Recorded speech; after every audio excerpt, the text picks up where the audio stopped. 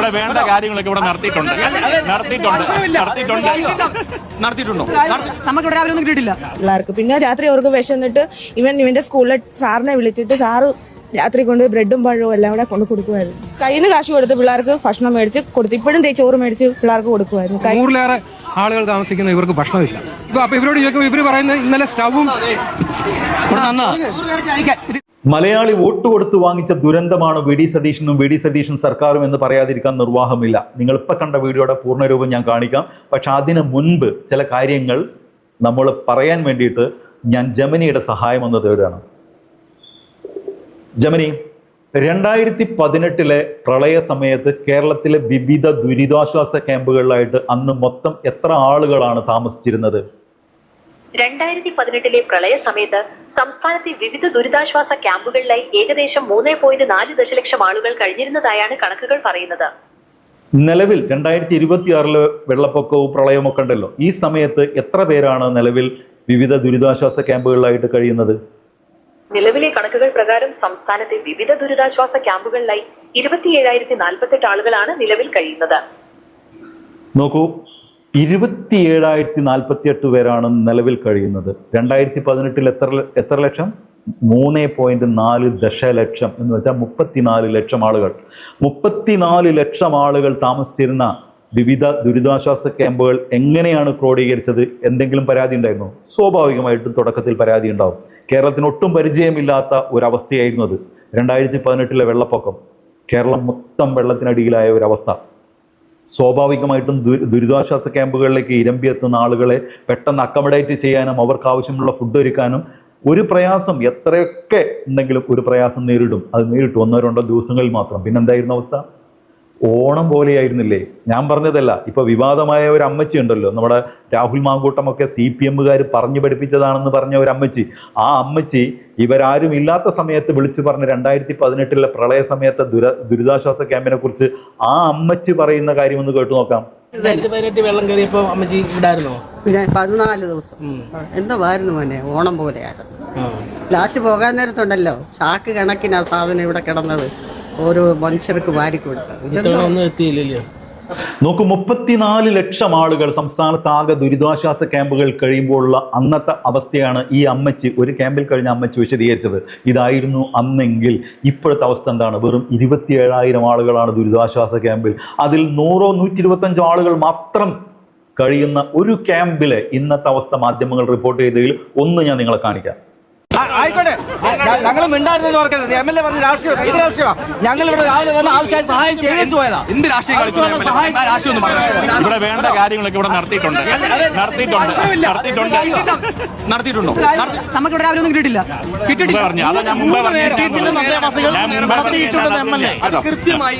കിട്ടിയിട്ടില്ലെന്ന് ഭക്ഷണം കഴിക്കാതിരിക്കുന്ന ആളുകൾ നടത്തിയിട്ടുണ്ടെന്ന് MLA. അഖിൽ, ആ ഭക്ഷണം ഒന്ന് കാണിച്ചു കൊടുക്കും. റിപ്പോർട്ടിന് ശേഷം ഇപ്പോൾ 2:30 എത്തിയ ഭക്ഷണം ഒന്ന് കാണിച്ചു കൊടുക്കും. അവിടെ വന്നിട്ട് ഞാൻ രാഷ്ട്രീയം കളിക്കാന്ന് പറയുമ്പോൾ എനിക്ക് വൈകാരികമുണ്ടോ? എന്ത് രാഷ്ട്രീയം കളിച്ചു പറയുന്നു? ഇതിൽ എന്ത് രാഷ്ട്രീയം കളിച്ചു? അതൊക്കെ നാട്ടുകാർക്കറിയാം. നാട്ടുകാരെ അറിഞ്ഞാൽ മതി. ഇത് ഒരു ദുരിതാശ്വാസ ക്യാമ്പാണ്. ആ ദുരിതാശ്വാസ ക്യാമ്പിൽ അപ്പുറത്തേക്ക് 2:30 പറഞ്ഞിട്ടില്ല. ഭക്ഷണം കിട്ടാത്ത മനുഷ്യര് ഭക്ഷണം എത്തിക്കുമ്പോ മാധ്യമപ്രവർത്തകരുടെ കയർത്ത് MLA ഭീഷണി.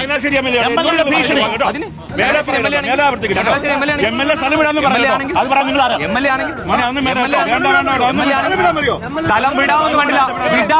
വിടാം. അതെ,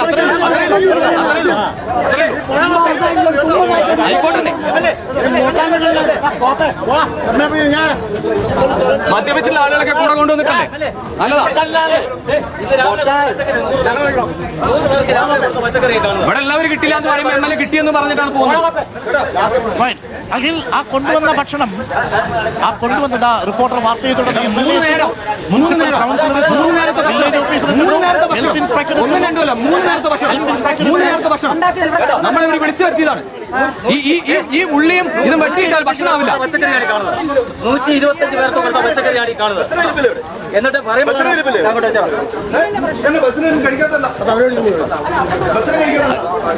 അതായത് മുനിസിപ്പാലിറ്റിക്ക് എന്താണ് നിങ്ങൾ എംഎൽഎയുടെ സ്ഥലം വിടാൻ പറയുന്ന എങ്ങനെ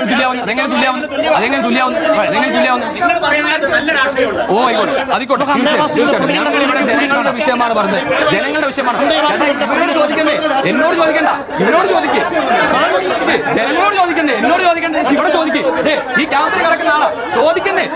ചേട്ടാ ഞാൻ ഇതിൽ രാഷ്ട്രീയം കാണിക്കാം. ഒരാൾക്ക് ഇവിടെ കാണിച്ചിട്ടില്ല.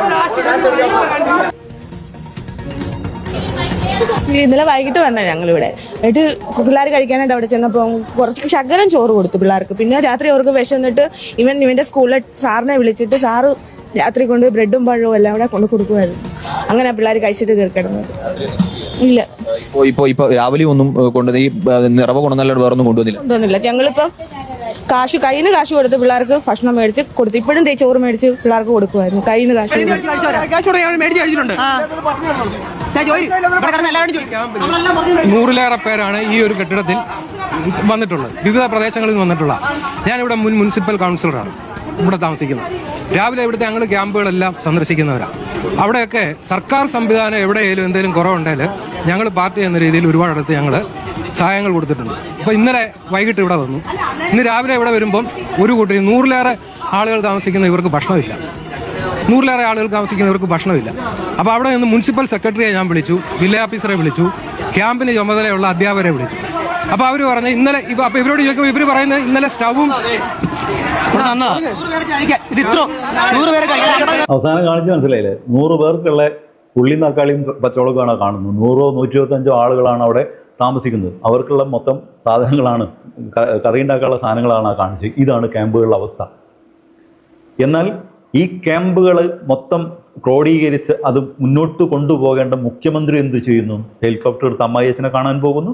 അത് കഴിഞ്ഞ് പൊന്നാനി പോകുന്നു. പൊന്നാനി പോയിട്ട് ലീഗ് നേതാവിൻ്റെ വീട്ടിൽ കയറിയിട്ട് ബിരിയാണിയും കോഴി പൊരിച്ചും അടിച്ചു മാറുന്നു. അതുമായി ബന്ധപ്പെട്ട് പത്രക്കാർ ചോദിച്ചപ്പോൾ മൂപ്പരുടെ ഒരു പെർഫോമൻസ് ഉണ്ട്. മുഖ്യമന്ത്രി ആയതുകൊണ്ട് എനിക്ക് ഭക്ഷണം കഴിക്കാൻ പാടില്ലേ? എന്താ ഈ ചോദ്യം? ഒന്ന് സുഹൃത്ത്, നിങ്ങളോട് ആരും ഭക്ഷണം കഴിക്കരുതെന്ന് പറഞ്ഞത്? ഒരു ദുരന്തമുണ്ടാകുന്ന സമയത്ത് ആ ദുരന്ത മേഖലയിൽ നേതൃത്വപരമായ പങ്ക് വഹിക്കേണ്ട, ഈ ദുരിതാശ്വാസ പ്രവർത്തനങ്ങൾ ഏകോപിപ്പിക്കേണ്ട മുഖ്യമന്ത്രി മറ്റൊരു സ്ഥലത്ത് പോയിട്ട് ലീഗിൻ്റെ നേതാവിൻ്റെ വീട്ടിൽ കയറിയിട്ട് ബിരിയാണി കഴിക്കുമ്പോൾ സ്വാഭാവികമായിട്ട് ചോദ്യം ഉയരും. നിങ്ങളുടെ വീട്ടിലൊരു ദുരന്തം നടക്കുന്നു, ഒരു അകാലത്തിൽ ഒരാൾ മരിക്കുന്നു. ആ സമയത്ത് നിങ്ങൾ അതേ വീടിൻ്റെ ഡൈനിങ് ടേബിളിൽ ഇരുന്ന് ബിരിയാണിയും കോഴി പൊരിച്ചതും കഴിക്കുന്നത് ഈ കാണുന്ന ഏതൊരാൾക്കും തോന്നുന്ന ഒരു അസ്വാഭാവികത മലയാളിക്ക് തോന്നുന്നത് സ്വാഭാവികമല്ലേ? അത്തരത്തിലൊരു കാര്യം ചോദിക്കുമ്പോൾ അതിനുള്ള മറുപടിയാണ് 2018 പ്രളയം ഉണ്ടാകുമ്പോൾ പിണറായി പട്ടിണി കിടന്നു എന്നുള്ളത് എനിക്കറിയില്ലായിരുന്നു എന്നുള്ള തിരിച്ചുള്ള ചോദ്യം ഉണ്ടല്ലോ. നിങ്ങൾ നിലവാരമുള്ള ആളുകൾ നിങ്ങളെ അളക്കാനുള്ള ഏറ്റവും അളവ് പോലും നിങ്ങളായിട്ട് ഉണ്ടാക്കി കൊടുക്കുക. അവിടെ അവസാനിച്ചോ? പിറ്റേ ദിവസം പോയിട്ട് കൊച്ചിയിലേക്ക്, അവിടെ പോയിട്ട് എന്താണ് ജ്വല്ലറിയുടെ ഉദ്ഘാടനം, എന്നിട്ട് കൂടെ നിന്ന് മറ്റുള്ളവരുടെ കൂടെ നിന്ന് സെൽഫി എടുക്കും, ചിരിച്ചു കളിക്കുന്നു.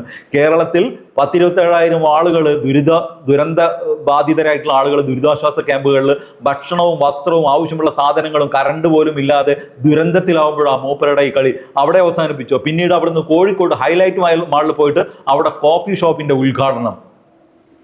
സ്വാഭാവികമായിട്ടും വിമർശിക്കില്ലേ? മുഖ്യമന്ത്രി കസേരയിൽ ഇരിക്കുന്ന ആൾ ചെയ്യേണ്ട പണി അയാൾ എടുക്കാതെ ഈ ജാതിയിൽ സ്വകാര്യ വ്യക്തികളുടെ അനൗദ്യോഗികമായ ഉദ്ഘാടന പരിപാടികൾ പങ്കെടുത്ത് ചിരിച്ചു കളിച്ച് ഉല്ലസിക്കുമ്പോൾ വെട്ടി വിഴുങ്ങുമ്പോൾ സ്വാഭാവികമായിട്ടും വിമർശനം ഉണ്ടാവും. അതുകൊണ്ടാണ് ഞാൻ തുടക്കത്തിൽ പറഞ്ഞത്, കേരളത്തിലെ ജനങ്ങൾ വോട്ട് കൊടുത്ത് വാങ്ങിച്ച ഒരു ദുരന്തമായി വി ഡി സതീശൻ 3 മാസം കൊണ്ട് മാറിയിട്ടുണ്ട്. മറ്റൊരു വീഡിയോ ആയിട്ട് വരുന്നവരെല്ലാവർക്കും ഗുഡ് ബൈ.